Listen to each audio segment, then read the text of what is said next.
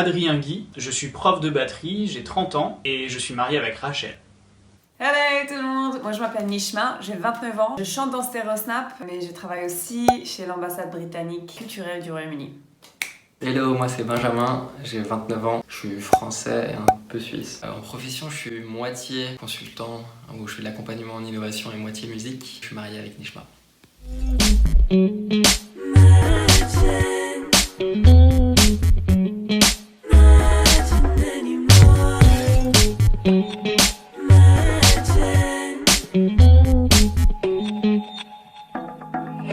Stereosnap a commencé il y a 5 ans. Benjamin et moi on est mariés. Adrien c'est un très bon ami. Le frère de Benjamin nous avait demandé de chanter pour un événement, mais on était que guitare-voix, on s'est dit bah ça serait cool quand même d'avoir de la batterie. Et du coup on a demandé à Adrien. Et voilà, le groupe est né il y a 5 ans et maintenant un EP et 7 homemade, même 8 homemade.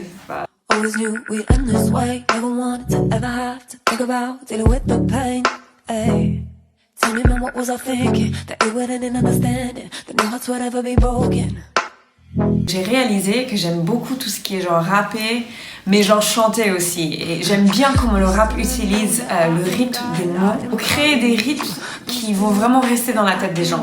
Donc les mélodies souvent viennent refléter ce que la rythmique fait pour que les gens puissent rechanter. On aime bien le mix and match un peu, où c'est aller choper des ambiances un peu par-ci par-là, la pop, aller dans l'électro, aller dans la musique qui va être plus du jazz. On vient tous un peu de la musique qui groove. Même si en fait c'est surtout Nishma qui bouge son corps, avec Adrien on aime bien faire bouger le corps des autres. Souvent en fait je vais ressentir qu'il faut écrire sur un certain sujet. J'ai l'impression que Dieu il dit bah vas-y écris sur ça. Je commence à écrire et tout prend son sens après coup limite parfois. Prenons cet exemple de 55 qu'on a sorti sur YouTube en janvier. J'avais l'impression que Dieu me disait de parler du psaume 46 où il a écrit arrête-toi et sache que je suis Dieu. 2 mois après il y a eu le Covid qui est venu. Là tout a pris un nouvel sens, une nouvelle ampleur. Et donc souvent c'est comme ça qu'on choisit nos thèmes.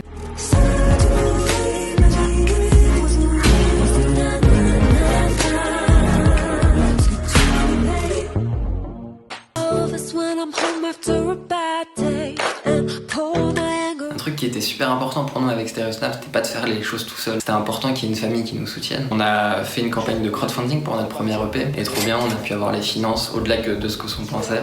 Merci à tout le monde. Mais en fait après on s'est retrouvé un peu, ok on a ces finances, ça nous permet d'atteindre cette qualité-là.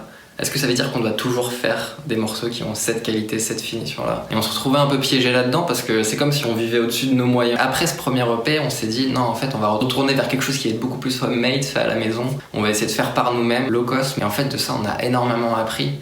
Il y a démystifié plein de trucs. On aime un peu mettre les mains dans le cambouis et ça, c'était vraiment un tournant qui était super important pour nous. End of your freedom. You'll be tied down.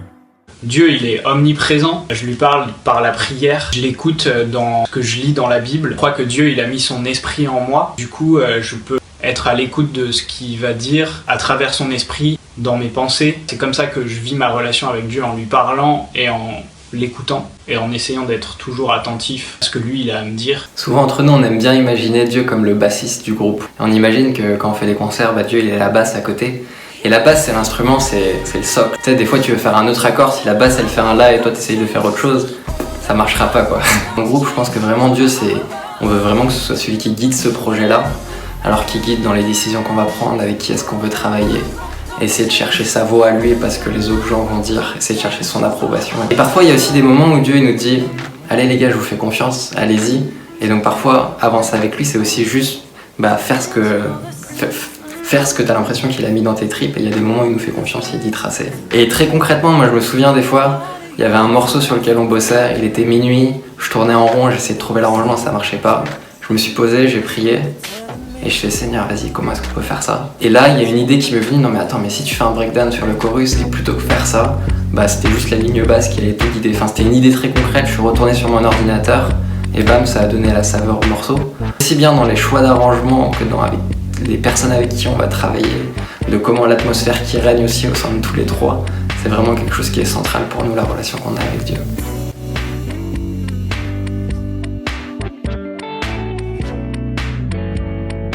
Je voudrais tellement que tous les artistes, tous les écrivains, tous les gens en général, qu'ils soient eux-mêmes. En fait, il faut qu'on arrête de regarder à droite et à gauche, de voir ce que les autres y font, etc. Dieu, il nous a tous donné un don. C'est pas un Dieu qui fait des clones. Arrêtez de regarder à droite et à gauche et juste tenir vos yeux fixés sur Jésus, et c'est de là qu'on pourra vraiment connaître qui il a envie qu'on soit, et juste vraiment prendre plaisir dans les dons qu'il nous a donnés, sans se dire on est mieux ou moins bien que quelqu'un d'autre. And be free.